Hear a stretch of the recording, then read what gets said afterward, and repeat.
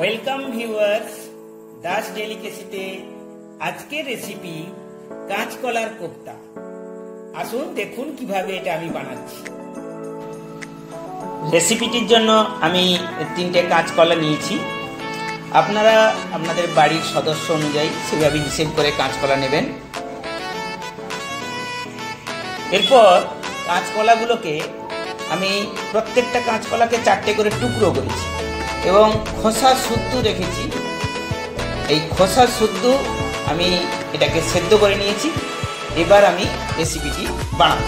কাঁচকলাগুলো এবার আমি খোসা ছাড়িয়ে নিয়েছি। এগুলো খোসা ছাড়িয়ে এবার কোপ্তাটা বানাবো।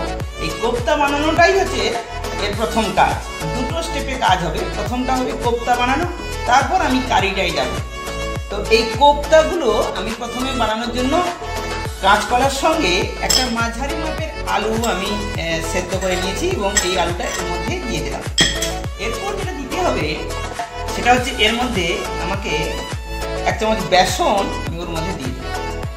এই বেসনটা খুবই দরকার। বেসন দিয়ে দিলাম। ওর মধ্যে 1 চামচ কর্নফ্লাওয়ার আমি মিশিয়ে নিচ্ছি। এরপর 1/2 টিস্পুন লঙ্কার গুঁড়ো দিয়ে দিলাম এবং 1 চামচ জিরে গুঁড়ো ওর মধ্যে দিয়ে দিলাম। 1 চামচ ধনে গুঁড়ো ওর মধ্যে দিয়ে দিলাম। এরপর ওর সঙ্গে আমি একটু 1/2 চা চামচ আমি পাঁচ ফোড়নের সঙ্গে মিশিয়ে নিচ্ছি। 1 টিস্পুন হলুদ গুঁড়ো ওর মধ্যে নিন আর পরিমাণ মতো নুন, এটা সম্পূর্ণ আন্দাজ মতো নুন একটু ওর মধ্যে নিয়ে নিচ্ছি। কিছু পেঁয়াজ কুচনো পেঁয়াজ ওর মধ্যে দিয়ে দিলাম। এইটা একটা মাঝারি সাইজের পেঁয়াজকে আমি কুচিয়ে নিয়েছি এবং কিছু কাঁচা লঙ্কা কুচি ওর মধ্যে দিয়ে দিলাম। এইবার এটাকে খুব সুন্দর করে আমি মাখাবো।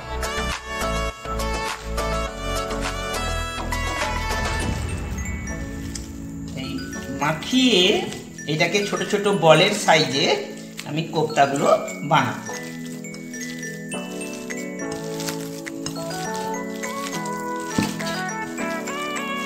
খুব ভালো করে এটা মাখিয়ে নিতে হবে।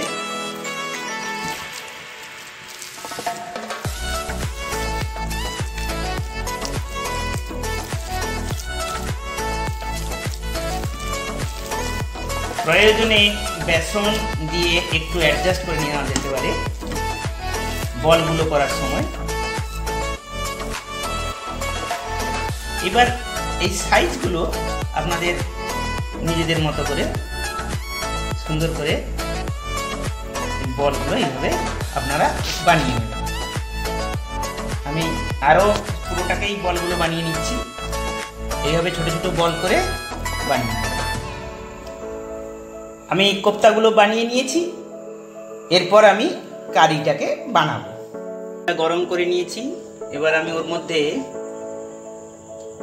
সরষের তেল দিয়ে দিলাম। সরষের তেলটাকে আগে ভালো করে গরম করে নেব আমি। এরপরে কোপ্তাগুলো আমি ভাজবো। তেলটা গরম হবে। তেলটা আমার গরম হয়ে গেছে। এইবার আমি কোপ্তাগুলোকে আস্তে আস্তে ওর মধ্যে দিয়ে দেব।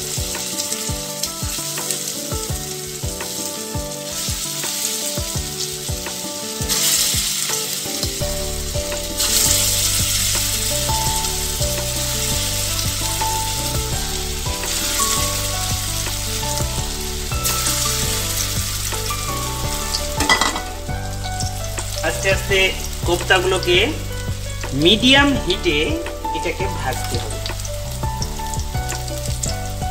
মাঝারি হিট দিয়ে রাখবেন, নতুবা কোপ্তাগুলোর ভেতরটা ভালো করে ভাজা হবে না।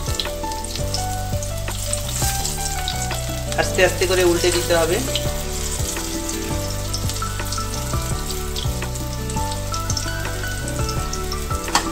হিটটাকে সবসময় মিডিয়ামে রাখতে হবে।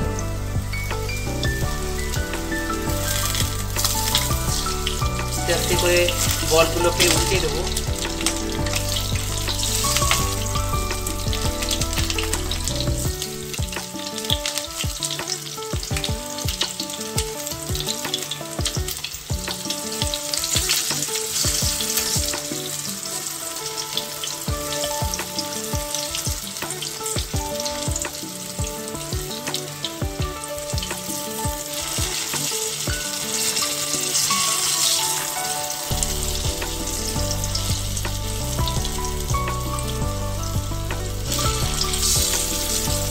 হালকা করে না করলে বলগুলো থেতলে যেতে পারে এবং ফেটে যেতে পারে, সেই জন্য খুব হালকা করে বলগুলোকে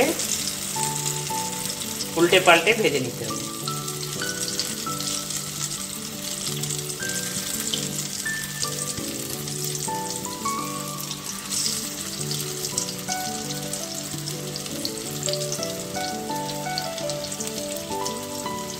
একটু সময় দিয়ে ভাজতে হবে। ফ্লেমটাকে মিডিয়ামে আমি রেখেছি। ফ্লেমটাকে মিডিয়ামে রেখে বলগুলোকে আস্তে আস্তে করে আমি ভেজে নেব।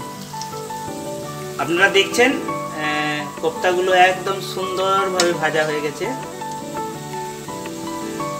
বেশ ভালোভাবে চারদিক থেকে ঘুরিয়ে ঘুরিয়ে বলগুলোকে ভেজে নেওয়া হবে। এইভাবে আমি সবগুলো কোপ্তাকে মিডিয়াম আছে এটা ভেজে নিয়েছি। এবার আমি এটা তেল থেকে তুলে নেব।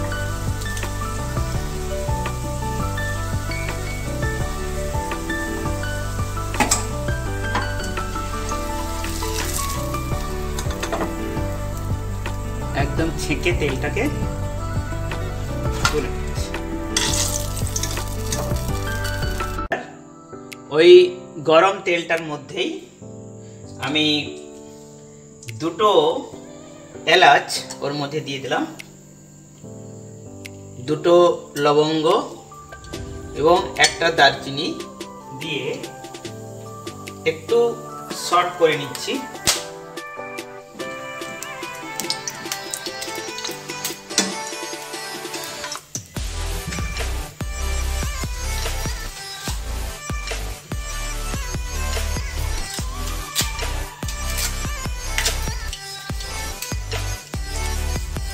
এরপর ওর মধ্যে আমি দুটো তেজপাতা দিয়ে দিলাম।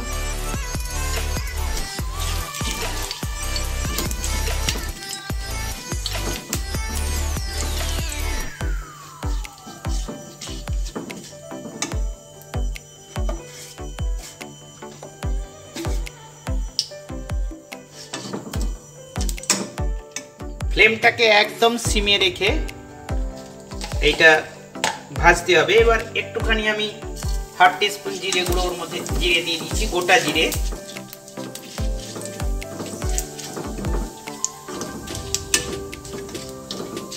একটু নাড়াচাড়া করে নিয়েই ওর মধ্যে আমি পেঁয়াজ কুচি কিছু দিয়ে দেবো।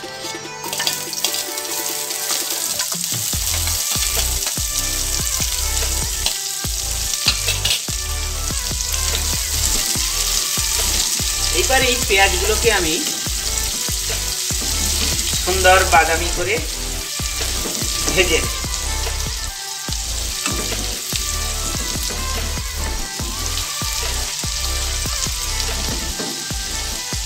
2 থেকে 3 মিনিট আমি এটাকে ভাজবো। আপনারা দেখতেই পাচ্ছেন একদম সুন্দরভাবে ব্রাউন কালারটা এসে গেছে পেঁয়াজের। এই গোল্ডেন ব্রাউন কালারটা এসে গেলেই বেরেস্তাটা খুব সুন্দর হয়েছে। এইবার ওর মধ্যে একটা টমেটোকে কেটে দিয়ে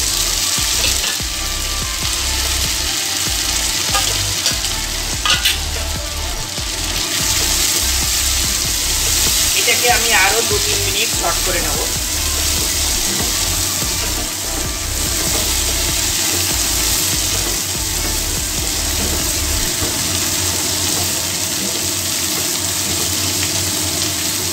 এই সময় ফ্লেমটাকে মিডিয়াম টু হাইতে রেখে আমি আমি এটাকে ভালো করে ভেজে নিই।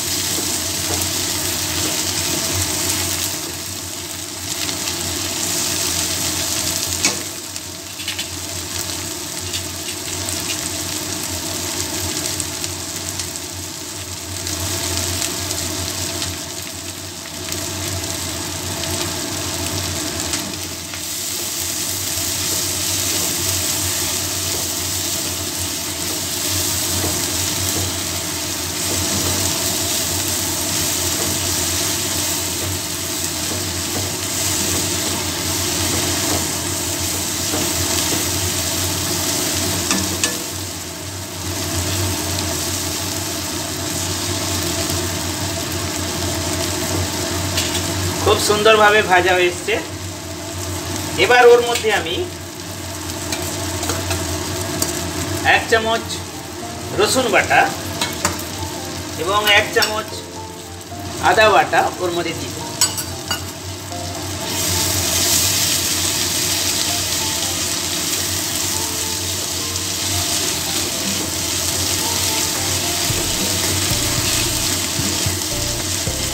এইটাকে আরো 2 মিনিট আমি ভাজবো।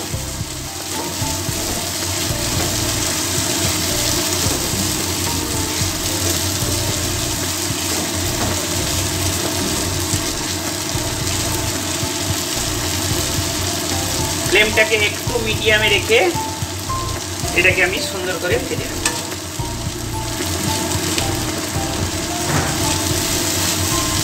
মশলা থেকে তেলটা ছেড়ে আসবে আস্তে আস্তে।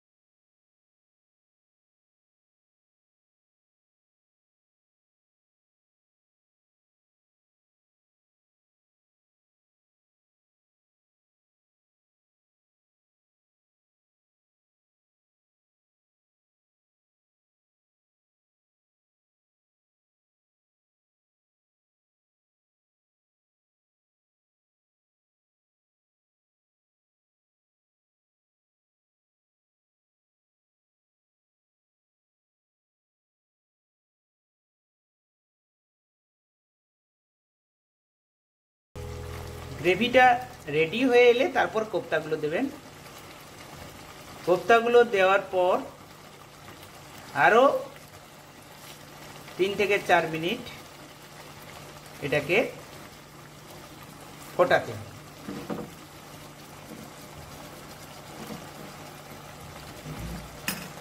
এই সময় ফ্লেমটাকে একদম সিমে রেখে আমি এটাকে ফুটিয়ে নেব। আপনারা দেখতেই পাচ্ছেন মোটামুটি আমার হয়ে গেছে